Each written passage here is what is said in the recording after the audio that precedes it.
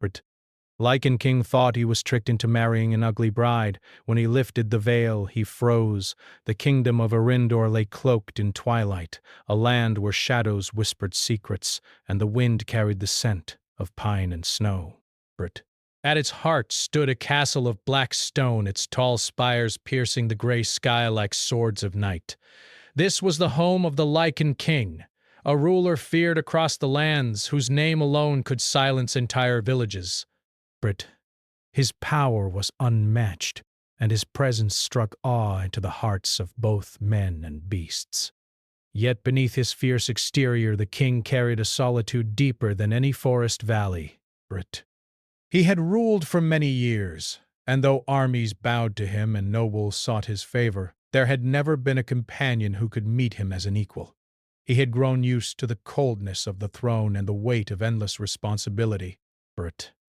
And so, when the elders of the council spoke of a bride from a distant clan, a woman who could unite kingdoms and strengthen alliances, the king met the news with skepticism. "Another arrangement," he muttered under his breath as he strode across the moonlit courtyard. His boots echoed against the stone floor. "A gift wrapped in lies." I will not be fooled again. The bride was said to be veiled at the ceremony, a tradition of her clan, and rumors spread that she was plain, perhaps even ugly. The king's pride bristled. He had known beauty to be a mask, and he refused to be deceived. Yet duty demanded that he attend the wedding. Ancient prophecies, written long before his birth, had foretold that only through this union could his kingdom withstand the dark tides approaching from the north. On the eve of the wedding, the castle prepared for the arrival of the bride. The halls were filled with the scent of burning candles and fresh flowers.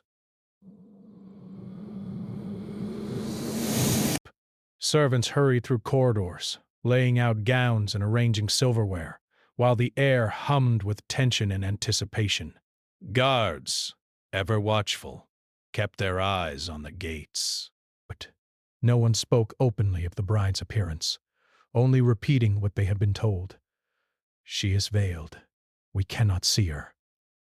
The king must be patient. When the carriage arrived, dust swirling in its wake, the king watched from the highest balcony. He could hear the quiet footsteps of the bride as she stepped out, her presence commanding the courtyard despite her silence. Her figure was slender, her movements graceful, almost ethereal, breath tank. Even beneath her heavy cloak, the way she carried herself suggested strength, not fear. "So this is the one," he murmured, "the child of a distant clan, veiled and mysterious."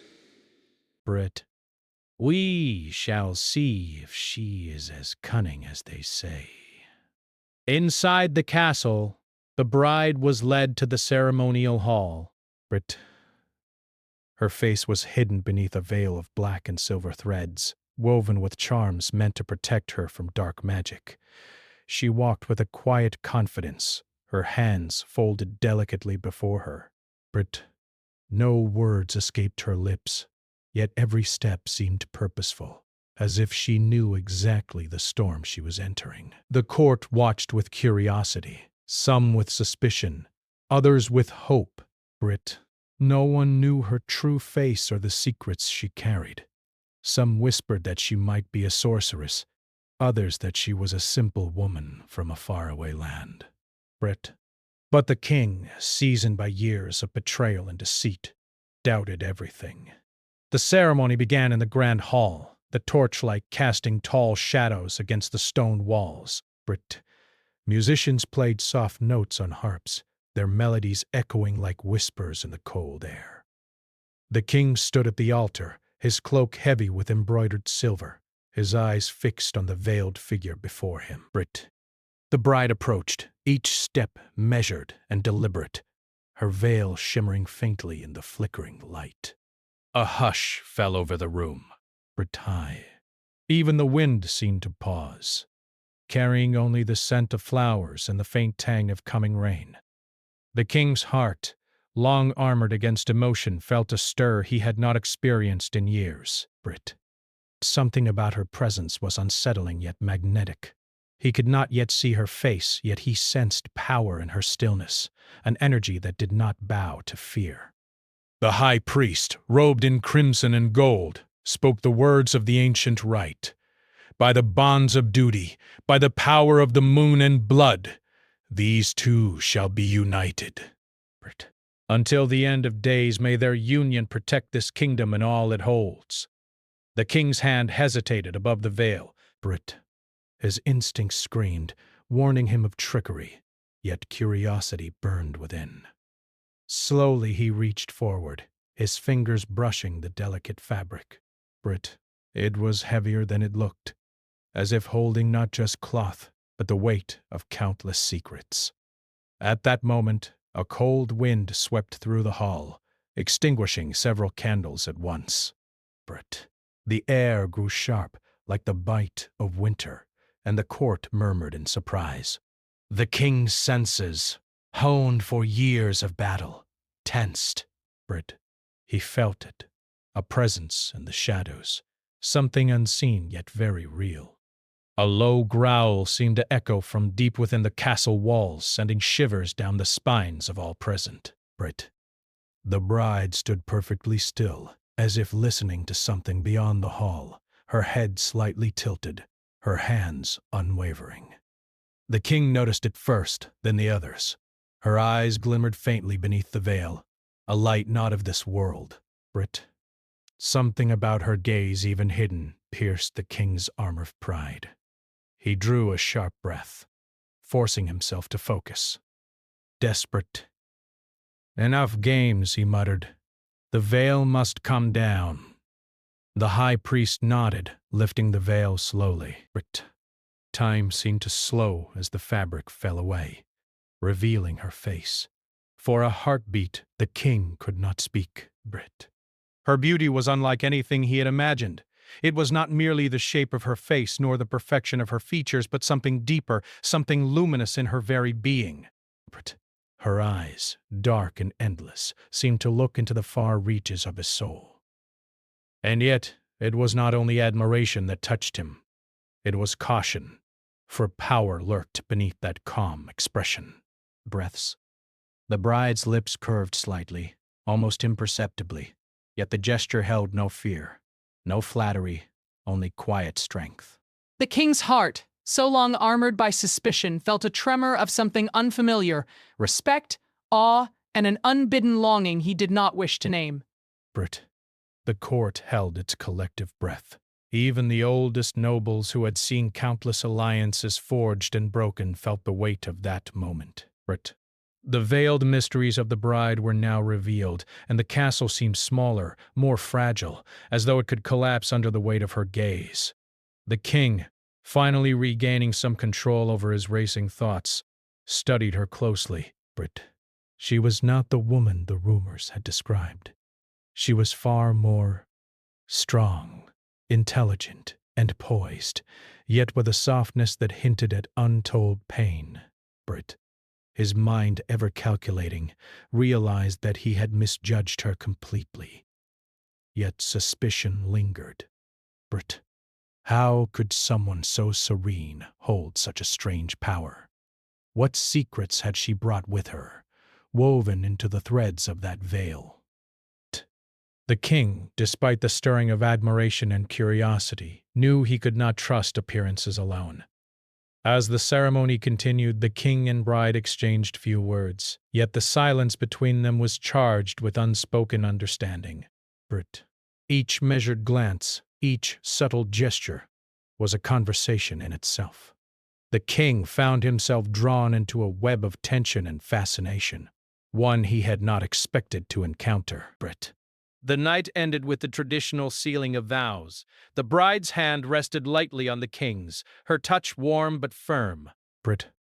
For a fleeting moment, the king considered letting down all defenses, yet the whisper of the wind reminded him that Arendor was a land of shadows and secrets. He could not let his heart guide him blindly. That night, in the solitude of his chambers, The king stared into the darkness, replaying the events of the ceremony. The bride's eyes haunted him, luminous and unwavering, as if she had glimpsed the hidden chambers of his soul, prickling at the edges of reason, but also an unfamiliar pull. Something compelling him to understand her, to protect her, and perhaps to trust her. Meanwhile, the bride, alone in her quarters, removed her cloak and sat by the window, gazing at the moonlit forests. She had known this day would come, had prepared for the king's suspicion and pride. Yet even she had not anticipated the depth of the stirrings between them, an intricate dance of caution and fascination, power and curiosity. She whispered softly, almost to herself. The path ahead is not simple. He may fear me, or he may need me. Only time will reveal which. Outside, a wolf howled in the distance, the sound echoing through the valleys. The castle shivered, and somewhere deep in its stones, shadows moved. Fate had been set in motion.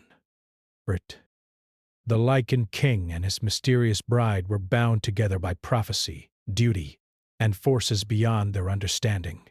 The first threads of a story that would test loyalty, courage, and the limits of love had begun to weave themselves into the night. The morning after the wedding, the castle of Urindor awoke to a strange quiet.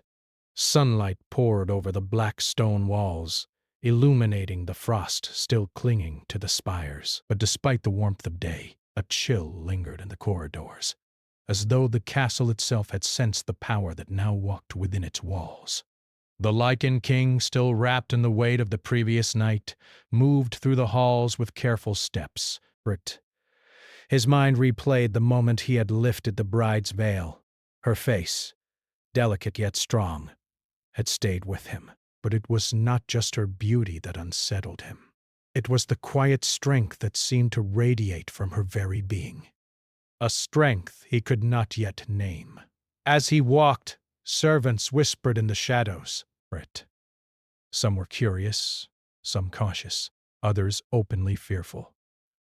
The bride's reputation had preceded her, carried in tales from distant lands. A woman of mystery rumored to hold strange powers inherited from her ancestors. But no one could truly know her, not even the king. He entered the courtyard where the morning sun caught the frost on the stones, turning them into crystals that sparkled like stars fallen from the sky. There, the bride waited, her hands folded gracefully, her gaze fixed on the rising sun. She wore a simple dress, light as mist, yet it carried a regal presence. Even in the quiet of the morning, she seemed aware of every shadow, every sound.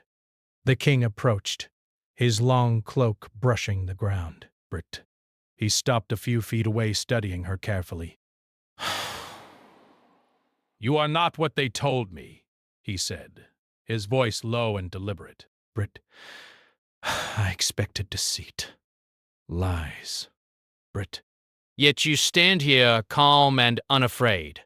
The bride tilted her head slightly, a small smile touching her lips. I am not here to deceive, my king, she said softly, her voice carrying a melody that seemed to echo in the stillness. I am here to honor the bonds that fate has woven, even if the path is difficult. He narrowed his eyes, unsure whether to trust her words or see them as another layer of mystery. Fate, he repeated almost bitterly. Prophecies, alliances, they all speak of duty. But duty can be heavy. It can crush a man. Her gaze did not waver, and yet it is duty that protects what we care for most. You are strong because you have carried it for so long, even when it weighed you down. The king felt a flicker of something he had not known in years, curiosity mixed with respect. Few had ever dared to speak to him like this, acknowledging his strength while questioning him at the same time. And yet, the calm certainty in her voice unsettled him more than any insult could.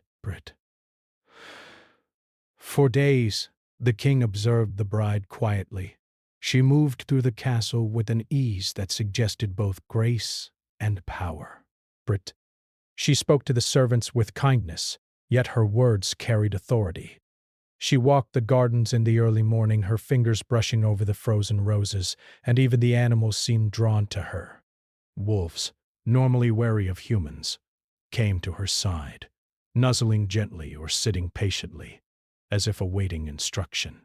The king watched from the balcony, hidden in shadow, and could not understand the pull he felt toward her. Brit. Her presence was magnetic, impossible to ignore. And yet, he remained cautious. Brit. He had known beauty to be a weapon, charm a cloak for deception. But the longer he observed her, the more he realized that her strength was genuine, and yet something darker lingered beneath her calm exterior, a secret she had yet to reveal. Brit. One evening, the king followed her into the high tower where the wind howled against the stone walls. The bride stood by the window, looking out over the forests that stretched beyond the castle. Her hair, dark as midnight, fell like a curtain around her shoulders, and her eyes reflected the silver light of the rising moon. You are always watching, she said softly, without turning. Brit. I have my reasons, the king replied, stepping closer. And you, Brit, you are not what I expected. She smiled faintly, still gazing at the moon. Brit. And what did you expect, my king? Someone weak, easily frightened? Brit. Or perhaps someone who would bend before you without question. He studied her carefully. I expected a tool, Brit. A political pawn! But I see now, you are neither! Brit, you are something I cannot yet understand. A sudden movement caught his eye, a shadow flickering behind the trees below. Brit.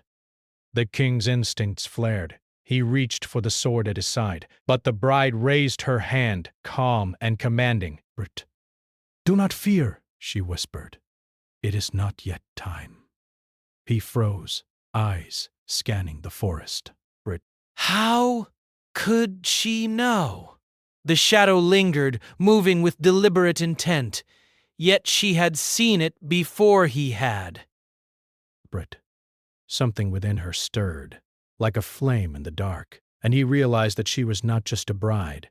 She was a guardian of some hidden power, attuned to forces beyond the mortal realm. The king felt a mix of awe and caution. Brit, what are you? He asked, his voice barely above a whisper.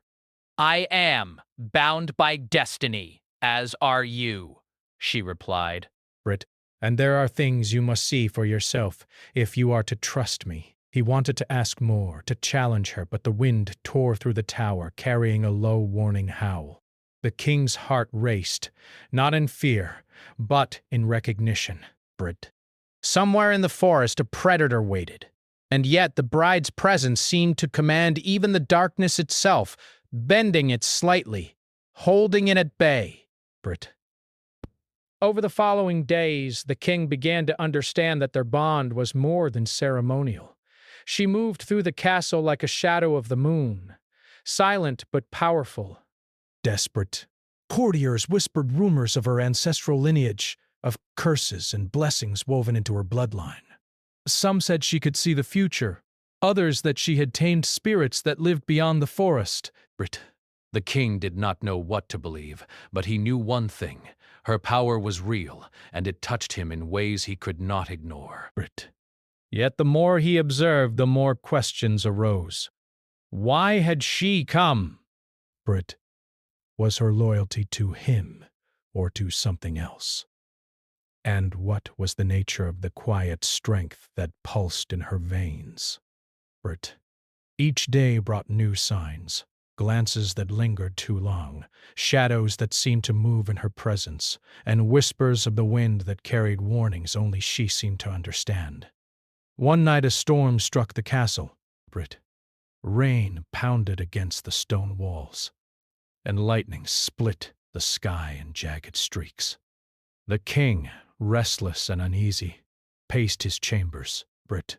A howl rose from the forest, louder than before, filled with menace and urgency. He felt an almost magnetic pull compelling him toward the bride. Brit. He found her standing at the balcony, the rain soaking her hair and dress, yet she did not flinch. Her eyes, reflecting the storm, glimmered like twin moons. "The danger comes," she said softly, her voice steady despite the chaos outside. "It will not wait, Brit, and it will not forgive hesitation." The king's grip tightened on the railing. "Then what must we do?" She turned to him, her expression calm but resolute. "Brit, we face it together, but know this. If I am lost to it, everything you rule will be at risk. Brit, and if you falter, the darkness will consume us both." A chill ran down his spine, not from the cold, but from the gravity of her words. Brit. He realized that this bride, so often dismissed or feared, held the fate of his kingdom, and perhaps his own heart, in her hands. As the storm raged on, lightning illuminated her face, revealing the depths of her determination. Brit. In that moment, the king understood that their bond was more than obligation. It was a connection of destiny, woven with trust, fear, and a strange, growing respect. Yet with that realization came dread. Brit, how could he protect her when forces beyond their understanding were already moving against them? The storm passed, leaving the castle drenched and silent. The king and bride stood together on the balcony, two figures bound by duty and a destiny that neither fully understood. Their hands brushed briefly, a touch that sent a spark of something unspoken through them. Brit. And though they did not speak, each understood the unyielding truth. Their fates were entwined, and the path ahead would demand courage, sacrifice, and unwavering trust. The castle of Arindor had never seemed so alive with danger. Brit. Whispers of a shadowy presence in the forest beyond the walls filled the halls, and even the bravest of guards walked with caution. The Lycan king, once confident and unshakable, felt unease twist through him like a cold wind. Brit. He had faced armies, storms, and traitors, but the threat that now lurked outside was different. It was silent, cunning, and tied to the mysterious bride who had become his companion in more ways than duty alone. Brit. The bride, whose name had still not been spoken aloud in the castle, moved through the corridors with calm purpose. She carried herself with the grace of someone who knew both the weight of power and the patience required to wield it. Brit. Yet behind her serenity lay a quiet storm, a careful readiness for whatever might come. She had sensed the shadow approaching for days, felt its presence in the shift of the wind and the tremble of the earth. Brit. Now it was close, and she knew that the king must understand the gravity of the situation. In the morning, the king found her in the high tower, looking out over the forest where mist curled like living smoke. Brit. "It grows stronger," she said, her voice calm but edged with tension. "It waits for the wrong moment, and then it will strike." The king frowned. Brit. I have faced threats before. Why does this one unsettle me? Her gaze met his, steady and unwavering. Because it is not just a threat to your lands or your people. Brit. It is a threat to us, to what we are building together. Brit. You must learn to see the danger as I do, not with fear, but with understanding. He studied her, sensing both wisdom and power in her calm tone. Brit. Her words unsettled him, for he realized that he could not protect her simply with strength or strategy. There were forces at work beyond his control, and he would need to trust her instincts, even if it went against every lesson he had ever learned. Brit. Days passed with the castle on high alert. Guards patrolled the walls, and the king himself walked among them, sharp-eyed and tense. Brit. Yet every time he looked toward the bride, he saw that she was unshaken. Her calm presence seemed to anchor him, even as the storm of fear and doubt threatened to overwhelm his mind. Brit. He began to notice things he had never seen before. How she listened to the whispers of the wind, how animals approached her without hesitation, and how shadows in the corners of the castle seemed to bend slightly toward her presence. Brit. One evening, under the silver glow of a rising moon, the king called her to the council chamber. The long table of polished wood gleamed in the candlelight, reflecting the tension that filled the room. Brit. He spoke carefully, measuring each word. I need to understand, he said, his voice low but firm. Brit. You sense the danger in ways I cannot. Tell me what I must know, if we are to face it together. Brit. The bride placed her hands lightly on the table, her eyes lifting to meet his. The forest carries memories, she began. Memories of the past, of old magic and ancient power. This shadow, it is a remnant of an old curse, one that seeks those bound by destiny. We are its target, but not because of fear. It seeks to test us, to see if we are worthy of what is coming. Brit, the king's brow furrowed. A curse. What kind of curse? She hesitated for a moment, then spoke with quiet certainty. A curse tied to bloodlines and bonds. Brit, those who are unprepared fall to it. Brit. Those who trust only their strength alone do not survive. We must learn to trust each other, not just in word, but in action. The king leaned back, absorbing her words. For the first time, he felt the weight of vulnerability pressing on him. Brit. He was a ruler, a warrior, a king feared by all. But here, before this bride, he realized that courage alone would not suffice. He needed wisdom, patience, and understanding, and most importantly, he needed to learn to share the burden of destiny with someone else. Brit. That night, the castle slept uneasily. Wolves howled in the distance, their cries echoing across the valleys. Brit. The king found himself wandering the corridors, restless and unable to find peace. He stopped outside her chambers and listened, unsure why he felt compelled to do so. Brit. Inside, she sat by the window, tracing her fingers along the glass, her eyes reflecting the pale light of the moon. You think too much, she said softly when she noticed him. Breath. Your mind is sharp, but it can trap you in its own fears.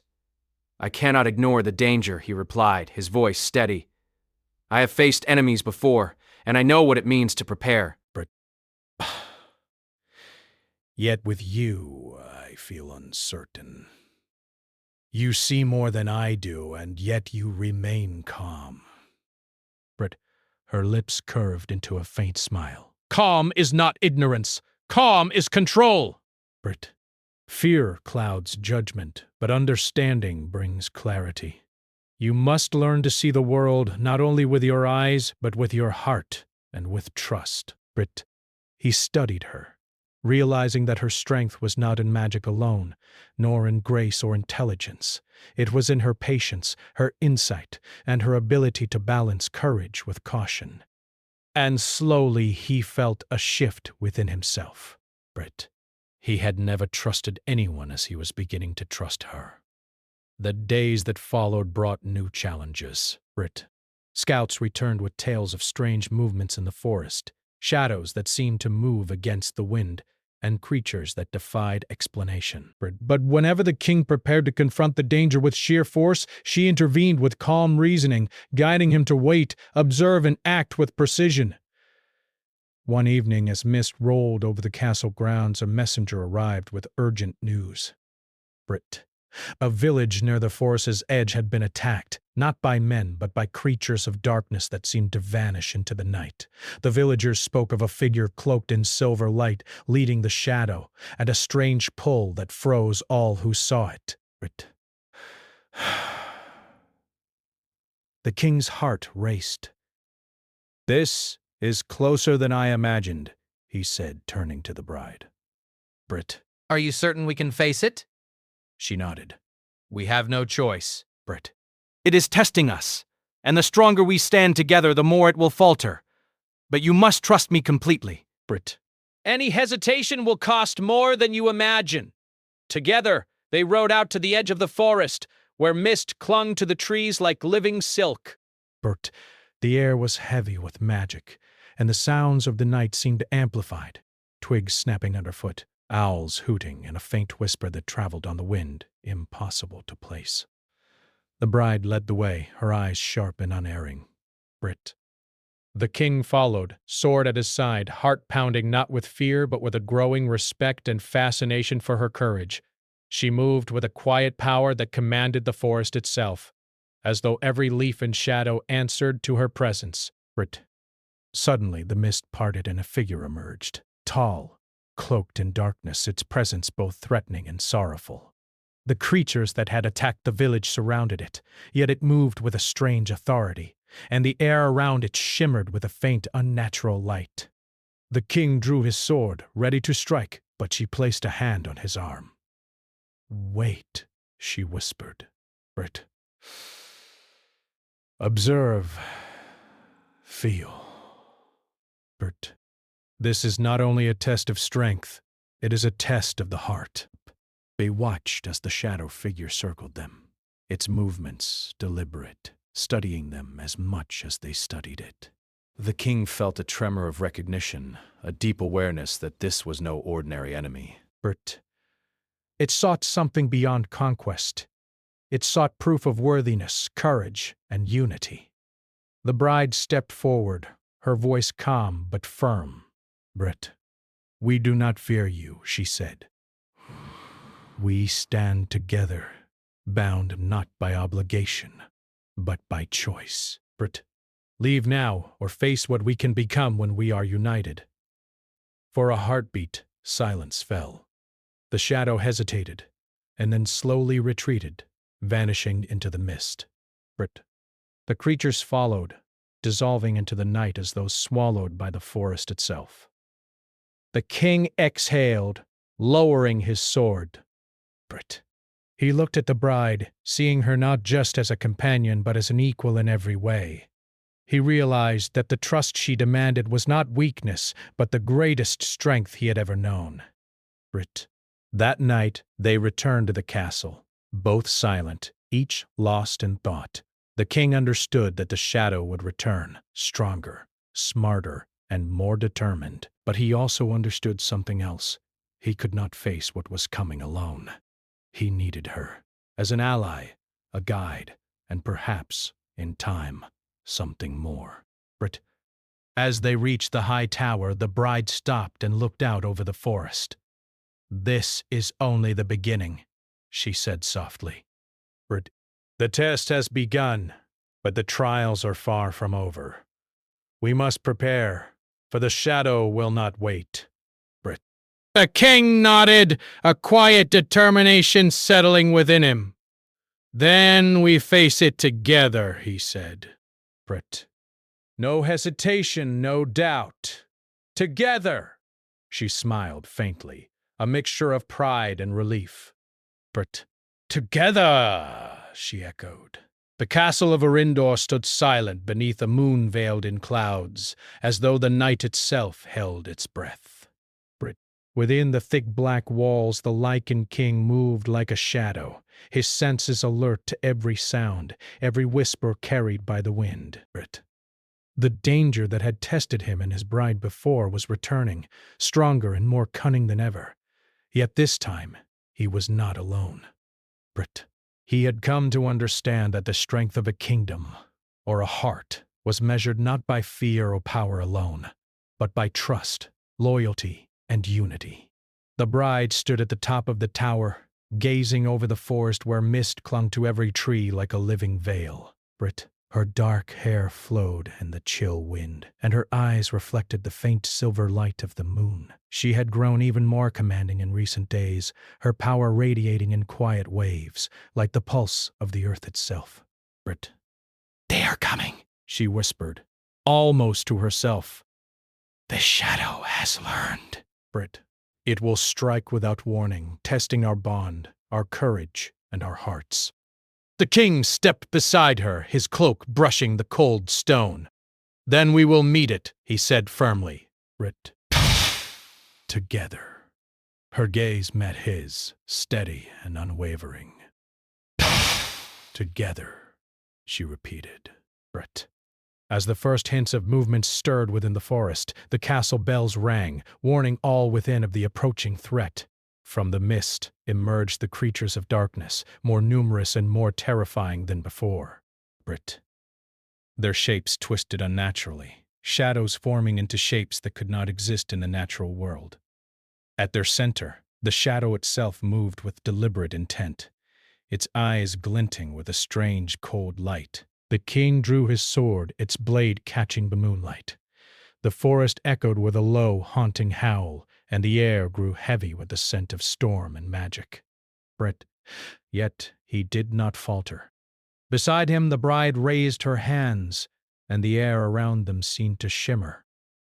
The creatures hesitated, sensing the energy that bound them both, a bond stronger than fear, stronger than darkness itself. The king and bride advanced toward the forest edge. "Stay close," he said, his voice low but commanding. "Do not let them separate us." Brit Bass. She nodded, her expression calm. "I will be your guide," she said. Brit. "But you must trust me completely. Only then can we overcome this." The creatures lunged, a wave of darkness flowing toward them like a tide of night. Brit. The king struck with precise force, cutting through the shadows, but he quickly realized that brute strength alone would not prevail. Each strike dissolved, each attack seemed endless. Brit. The creatures multiplied, surrounding them on all sides. Then the bride moved, stepping into the center of the storm with her arms raised. Brit. A silver light spread from her body, rippling outward, illuminating the forest with a glow so pure it felt like dawn breaking in the heart of night. The creatures recoiled, hissing and retreating, yet the shadow did not falter. It advanced, its form twisting and writhing, drawn to the energy she radiated.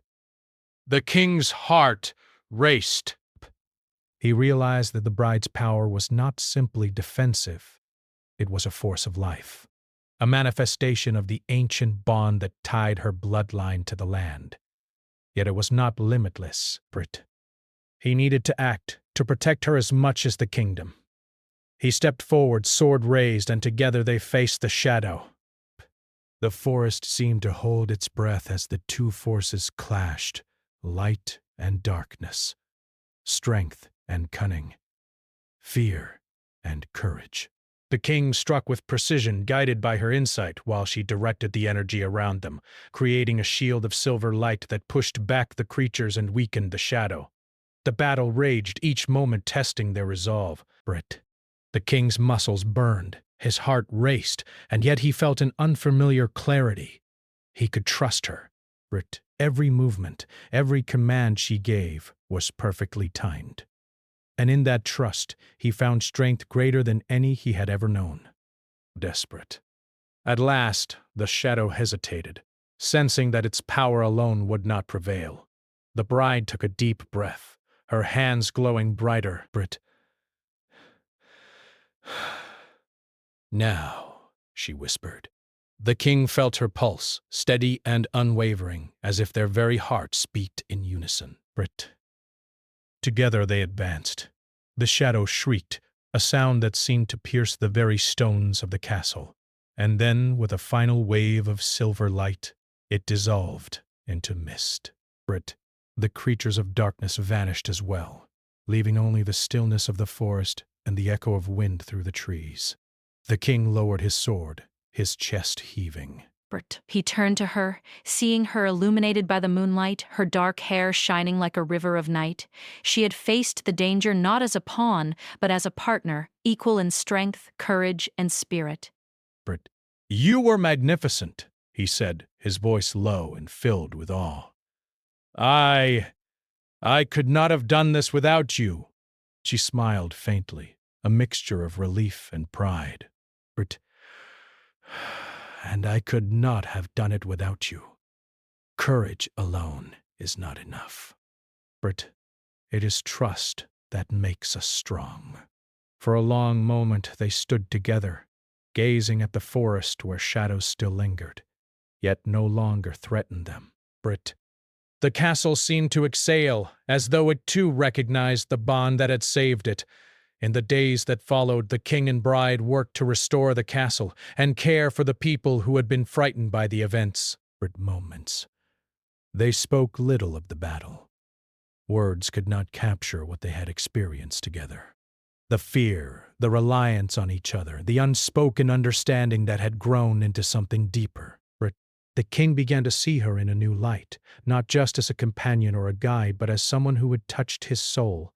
He noticed the quiet way she laughed, the gentle precision of her movements, and the strength in her gaze that refused to waver even in the face of death.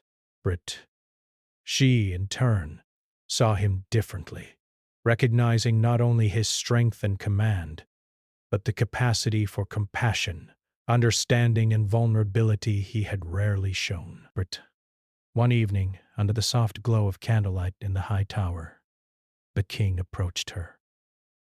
"I owe you my life," he said, his voice unsteady for the first time in years. "And not just my life, but my trust, my loyalty, my heart." She met his gaze, her eyes reflecting both the candlelight and the faint shimmer of magic still lingering from the forest. "And I owe you mine," she said softly. "We have faced the shadow together, and we have learned that strength alone is not enough. Only together can we face what is to come." He stepped closer, their hands meeting lightly. The touch was gentle, yet it carried a weight neither had felt before. A bond forged in trust, courage, and shared struggle. The king felt the last of his doubts fall away. He realized that he could face any danger with her by his side. Days turned into weeks, and the castle slowly returned to normal. Yet the king and bride knew that the world beyond the walls would never be free of shadows. There would be new challenges, new enemies, and new trials. But now they were no longer alone. They had each other, and together they could withstand anything. Despair. One night, as they stood on the balcony overlooking the forest, the bride spoke softly. The shadow was only the beginning. There will always be forces that seek to test us, to break what we have built, but we are ready. And together we will endure. The king took her hand, holding it firmly, feeling the pulse of life and power that had saved them both. "Together," he said again, his voice steady, certain, and filled with emotion. "No matter what comes, we face it together." She leaned slightly against him, their shadows merging in the moonlight. "Together," she whispered. In the distance, the forest remained quiet, yet the wind carried a faint rustle, a reminder that the world beyond the castle was alive and ever-changing. But the king and bride stood together unafraid, bound not just by duty but by the bond forged in shadow, light, trust, and courage. The Lycan king finally understood that power alone was not what made a ruler strong. True strength came from trust, love, and the courage to face the unknown with someone by your side. And as he looked at his bride, he realized that destiny had not tricked him, nor had fate deceived him. Instead, it had given him a partner who was his equal in every way, a companion for life, a guide through darkness, and perhaps the keeper of his heart. The night passed with quiet peace, the castle resting under the silver glow of the moon. And somewhere beyond the forest, shadows lingered, waiting for new stories to unfold. But for now, within the walls of Arindor, two hearts stood united, ready to face any darkness together, their bond eternal, unbroken, and powerful beyond measure.